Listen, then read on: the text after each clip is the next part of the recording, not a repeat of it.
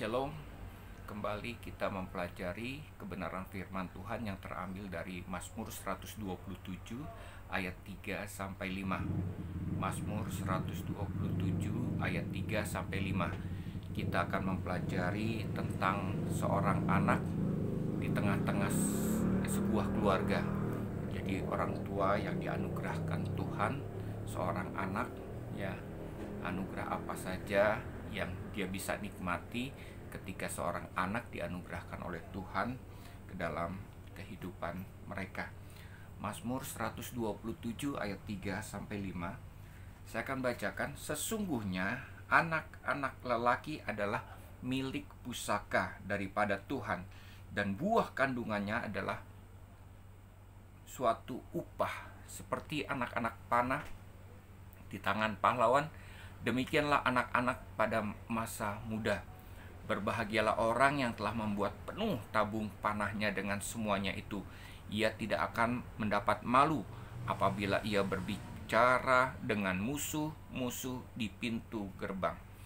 Bapak, Ibu, saudara-saudara yang saya kasihi, banyak anak-anak yang ada di tengah-tengah keluarga, ya, ini berbicara tentang anak kandung maupun juga anak angkat, sering menjadi masalah bagi keluarga tersebut, bagi orang tuanya, ya. Mereka tidak seperti yang orang tua harapkan. Ketika mereka besar, itu menjadi beban untuk keluarga, bukannya menolong untuk sebuah keluarga, tetapi menjadi batu sandungan untuk keluarga tersebut.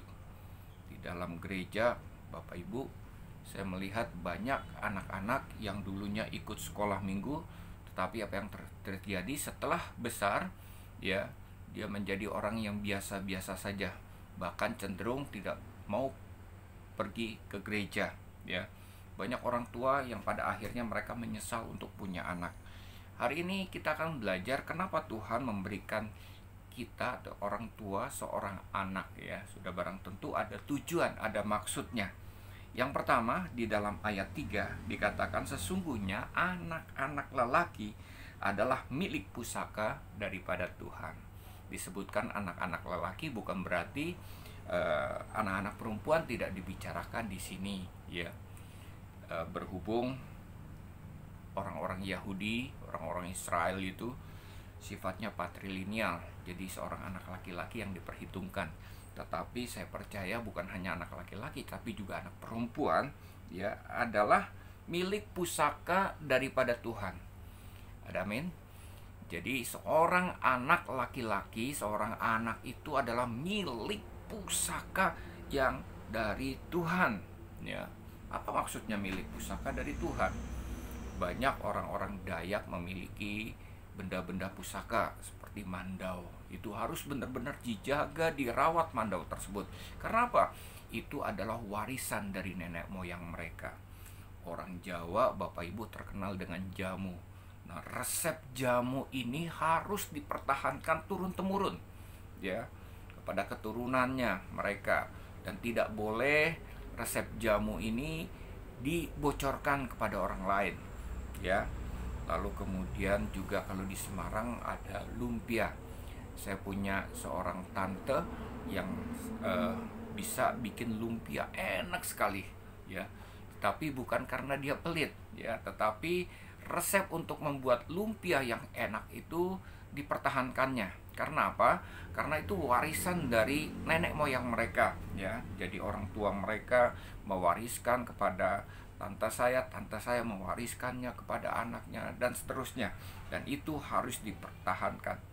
Jadi milik pusaka artinya apa, Bapak Ibu? Milik pusaka yang datangnya dari Tuhan ini bisa digunakan turun-temurun, ya, dan dijaga kerahasiaannya. Karena apa? Ini adalah anugerah yang diberikan Tuhan kepada keluarga tersebut.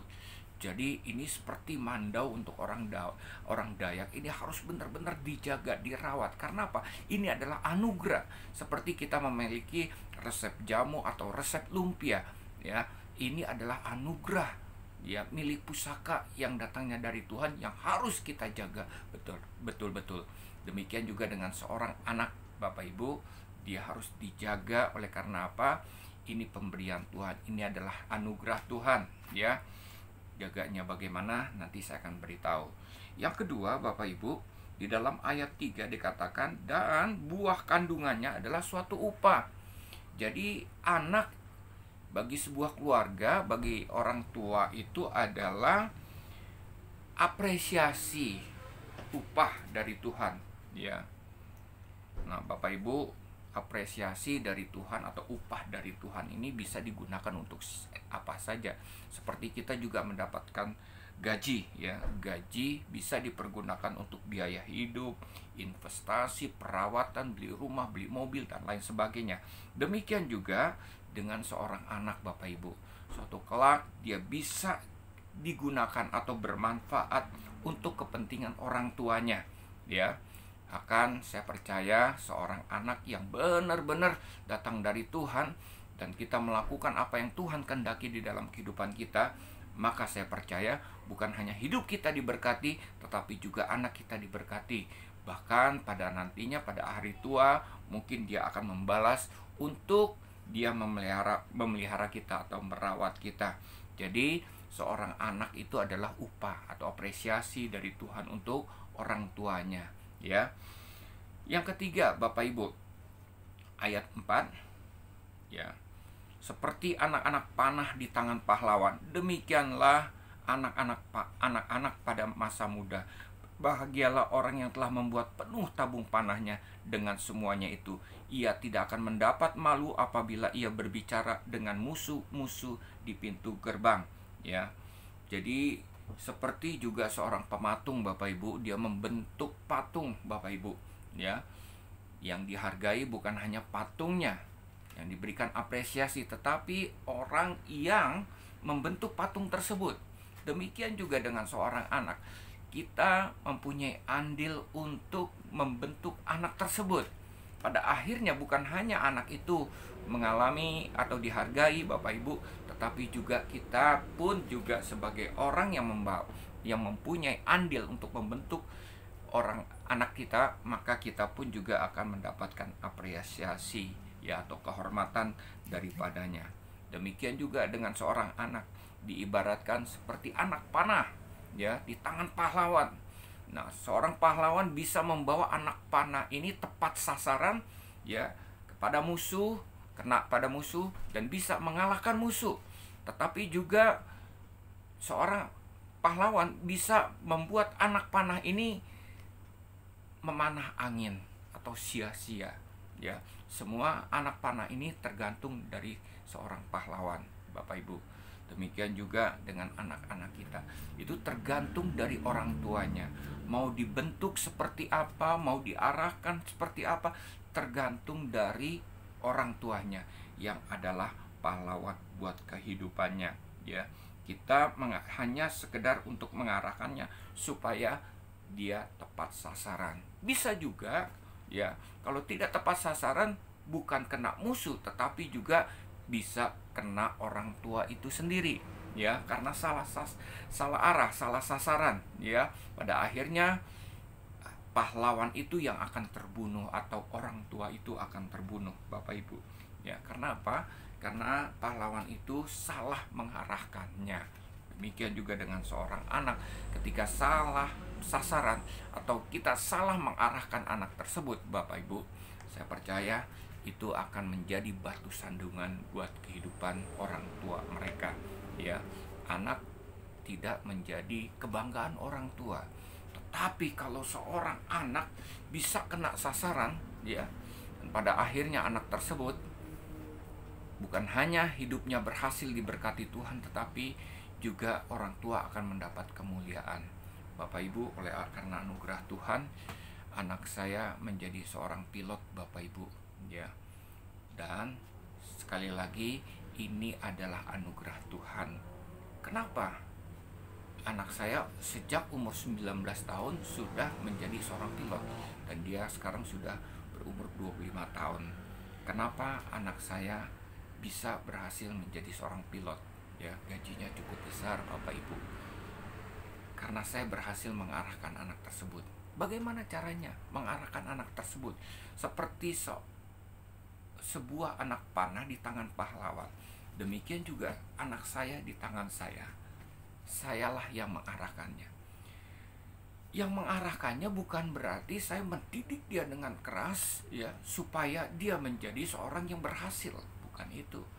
Saya teringat dengan Mazmur 37 ayat 25, orang benar tidak pernah ditinggalkan Tuhan. Ya. Bahkan anak cucunya diberkati oleh Tuhan, tidak pernah minta-minta roti.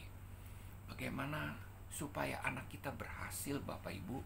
Seperti sebuah anak panah di tangan pahlawan. Kitalah yang mengarahkan, kitalah yang membuat berhasil. Bukan caranya dengan mendidik anak tersebut dengan strength, ya, dengan kekerasan, dengan disiplin, atau mendidik anak tersebut dengan memberikan dia pendidikan sekolah-sekolah yang berkualitas mahal-mahal, sekolahkan ke luar negeri, dan pada akhirnya belum tentu anak kita bisa menjadi orang yang berhasil. Banyak saya melihat di sosok ini banyak orang-orang ya yang menyekolahkan anaknya ke Australia, Singapura dan lain sebagainya. Pada akhirnya ketika dia pulang ke sosok, dia hanya menjadi penjaga toko yang menurusi orang usaha daripada orang tuanya.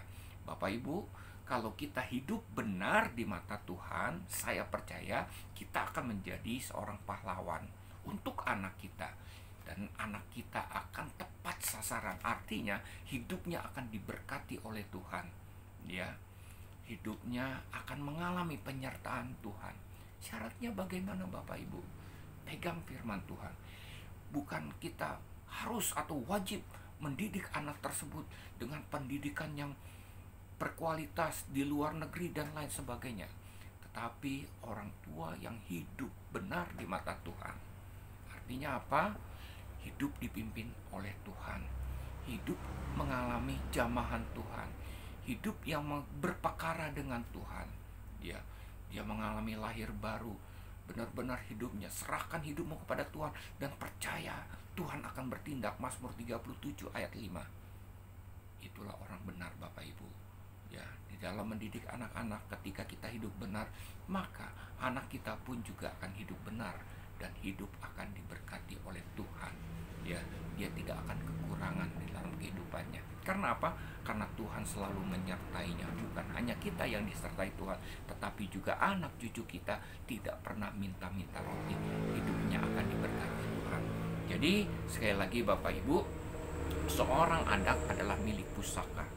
Seperti mandau, ini juga harus dijaga, dirawat. Seperti jamu, resep jamu ini harus dijaga benar-benar, kerahasiaannya harus diberikan turun-temurun.